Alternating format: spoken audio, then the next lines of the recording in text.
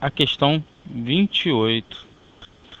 Um motor elétrico de indução trifásico de 4 polos a 60 Hz e 380 volts consome no rotor 120 watts a 3 Hz. Nessa condição, a velocidade do rotor em RPM é... Bom, vamos lembrar aqui da fórmula da velocidade síncrona. Ela é bem simples, é 120 vezes a frequência dividido pelo número de polos. Ou você pode encontrar em algumas literaturas como 60 vezes a frequência dividido pelo pares de polo. Vamos chamar aqui de P, pares de polo, PP. Agora, pares, se eu dividir em cima por 2, eu divido por 2 embaixo. Essa daqui, por exemplo, 120 é 4, eu boto 4. Divido por 2 e 2, eu fico com o número de pares e de polos, para não confundir. Aqui eu tenho o número de polos, se eu dividir por 2, em cima e embaixo eu fico com 60 sobre pares de polo. Mas eu prefiro gravar uma só que fica mais fácil de entender. Mas é só apenas se você encontrar em outra literatura você conseguir fazer essa comparação. Bom, os dados do problema aqui. Você tem aqui um rotor,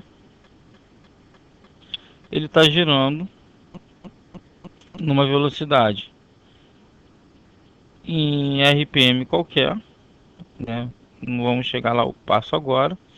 Mas você sabe que aqui fora você tem um campo magnético norte-sul,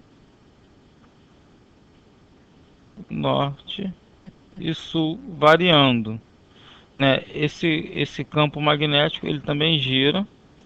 A velocidade que esse campo está girando, vamos fazer o seguinte, vamos reduzir aqui para a gente poder não confundir. Aqui é o rotor está girando numa velocidade do rotor. E aqui você tem a velocidade síncrona, que é a velocidade que o campo magnético está girando. O rotor ele deveria girar na mesma velocidade, sendo que nos motores de indução eu tenho uma coisa que eles chamam de escorregamento.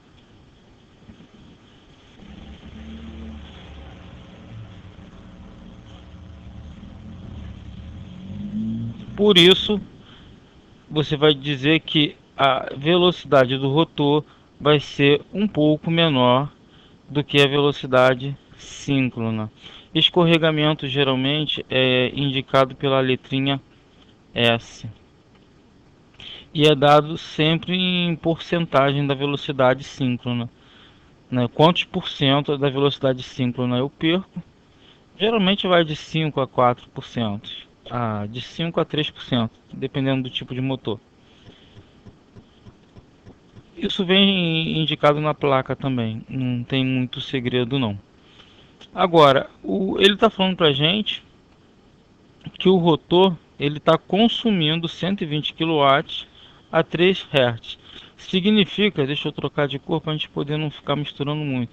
Significa que aqui eu tenho um contramovimento, ou seja, o rotor está girando, vamos dizer aí no sentido horário. Eu tenho o peso do rotor, né, lutando contra o movimento. Pode ser gerado, esse peso pode estar sendo gerado por uma carga, por um troço qualquer, o problema não entra em dados, mas vamos considerar que seja apenas o peso do rotor. Então esse rotor ele está tendo uma contracarga, né? Aqui um contramovimento, que ele está falando que esse contramovimento equivale a 120% e a 3 Hz. Olha bem, o escorregamento é justamente essa força contrária, porque o rotor, quando ele pega carga, ele passa a escorregar, né, a perder essa velocidade síncrona. Quando ele está vazio, geralmente a velocidade é bem perto, né? O escorregamento é dado para plena carga. Então o que acontece? Na verdade, quando ele fala isso aqui pra gente, ele está falando que ele está escorregando em 3 Hz. A potência, eu vou esquecer essa potência aí e vou lembrar só do 3 Hz. Então nós vamos lá. O rotor, você vai ter aqui a velocidade síncrona, que vai ser dada pelaquela fórmula que nós já achamos ali. E para o nosso motor especificamente vai ser 120 vezes 60 dividido por 4, que é o número de polos. Simplificando dá 30. Então a minha velocidade síncrona é 1800 RPM.